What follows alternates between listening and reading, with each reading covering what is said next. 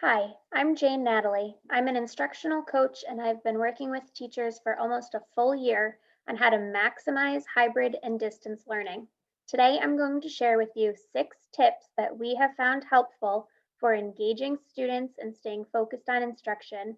And you're going to want to stick around to the end because I have bonus tips on the most frustrating part of hybrid teaching. My first tip is to get organized. Have a daily or weekly agenda where you post all of your directions, assignments, and materials that students can find in one place. You want to create as much consistency as possible among the teachers that you work with for organizing your learning management system, such as Google Classroom, but at least stay consistent for yourself. You also want to establish routines. Just like you would at the beginning of a school year, when you're entering a new learning model, going distance or hybrid, you want to establish the routines that will work well for your students and keep yourself organized and everybody on the same page. And when you are starting class, you have to give time for students at home to open up tabs, load the materials, find everything that they need. Sometimes it's easy to leave them behind when the students in front of you are ready to go. The next tip is practice putting all of the students on Zoom, kids in the classroom and kids at home, or Microsoft Teams or Google Meets, whatever you're using. What this means is that everyone is logged into the same place, so you're mimicking fully distance learning, even though some kids are in the classroom. You can achieve this by having everyone wear headphones so they are listening to the sound from the computer through their headphones. If everyone does not have headphones, then you want to project the sound from the students at home through some sort of system in the classroom, and then have all the computers in the room on muted. That means the computers and the mics are on mute unless someone is speaking. And you want to practice muting and unmuting so that students can speak to each other straight through the computer. The biggest question I get is, why would I bother doing this? I have kids coming back to school and I'm going to put them right back on the computer. The reason is you want to continue to build community and a sense of one class with the students at home. By no means do you need to do this all day or every day, but it is nice when you have some partner work or some full class discussion if students can talk directly to each other without going through the teacher, always paraphrasing what the students in the room or on the computer said. Tip number 3 is create a system for sharing, answering questions, and general talking in class. One of the things that we have found is that students at home like to rely on the students in the room to carry the conversation. So it's important to establish right away that everybody is going to be held accountable for contributing to class discussion. Some things that have worked for us is alternating between students in the room and students at home so they know that they're going to be up next, and using some kind of chat feature or an app to have students type in some ideas to begin with, and then you can say, oh, Johnny, can you expand on your idea? Or who wrote X? Can you explain more to the class? And acknowledging that they already have contributed a good idea, they are more likely to volunteer more information afterwards. This has really helped with the silence on the call when the teacher is trying to get engagement from students who are at home. Number 4 is don't hang up on the students at home.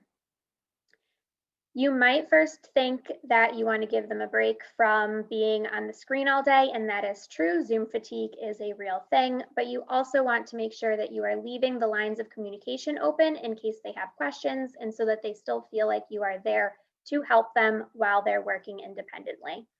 You can simply keep the call open and say, students who would like to stay on can, students who would like to hang up and do their work by themselves and do so. We found that some students prefer the accountability of staying on the Zoom call to get their work done in that allotted amount of time. You can also put students in one-to-one breakout rooms if your video conferencing has that functionality, and we use that to do one-on-one conferences with students while they're working, much like the workshop model. Another way to combat the quiet Zoom or trying to get students to talk and collaborate in breakout rooms is finding ways for them to do that in writing. You can have them build on each other's ideas by answering a series of questions in a shared doc or an app that has comment features in it. We have found that this has been a way to allow students to work a little bit at their own pace while still contributing ideas to a group project or response, and it reduces some of the awkwardness of a breakout room or a whole class discussion. We've used this in conjunction with the discussion, so they contribute ideas in writing first, and then they have something to look at and go off of when they then try to talk to each other in a breakout room.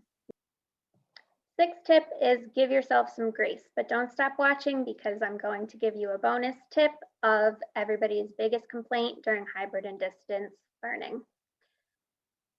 Take some time to breathe, to know that just like in the classroom, things are going to go wrong. You're going to have to adapt and everything is going to take longer than you planned.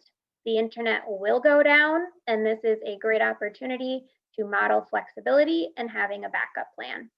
Make sure that you assure students as well that if something goes wrong with the technology, they're not going to be penalized in the classroom for not getting something in on time or done the way you were expecting them to. It is okay if every once in a while we have to pull out a piece of paper, take a picture, and submit it. Show flexibility, and don't forget to have some fun. Build in time for question of the day, jokes, riddles, whatever you and your class enjoy doing together. Make sure that you are continuing to build in some joy and maybe even some mindfulness minutes to help everybody stay relaxed and have a good time while they are learning.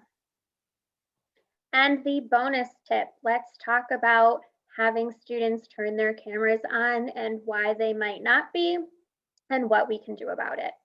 So there has been a lot recently published online. You can look up some articles about why students are not turning on their cameras and some strategies to help them feel comfortable doing so. But you want to look at this not from a compliance standpoint, but from a community relationship engagement standpoint. First of all, ask them to turn it on. Tell them it's important to you. Tell them you want to see their faces and engage with them. Make sure that they feel wanted and included in the conversation.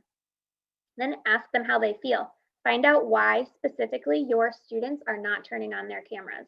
We found that some students don't like when they realize that the teacher is projecting the Zoom screen on the board so the students in class can see them on the camera and not just the teacher. We found that some students, while they're working, are zoomed into their computers, or they are looking elsewhere and they don't like the idea of other people seeing them when they can't see who's on the other side. And we are not going to win the self-conscious nature of students, especially teenagers. And so they don't want to roll right out of bed and get caught wearing their sweats, not fully dressed for school. So find out what is going on with them and try to work around making them comfortable. And then compromise.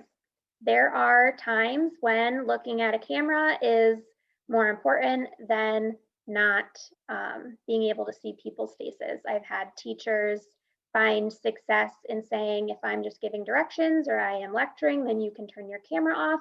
If I am asking for questions, feedback, we're having discussion, or you're in a small breakout room, turn your cameras on so that you can be engaged with your peers. So sometimes scheduling in those camera breaks and when it's important to be on instead of just having your camera be on you all day long has been helpful.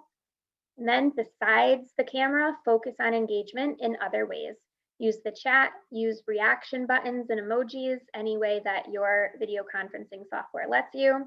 Have a shared Google Doc for notes, have an app that allows them to do polls or anything to show that they're giving you feedback and engaging in your content throughout class, even if their cameras are off. I have been able to have many successful conversations and lessons with students with their cameras off, but are still showing us that they are fully engaged with the content. Again, I'm Jane Natalie. Those were my tips after working with teachers for almost a year on hybrid and distance learning. If you have comments or questions, you can leave them in the comment section on this video or email me at janenataliecoaching@gmail.com. I'd be happy to answer your questions or make future videos.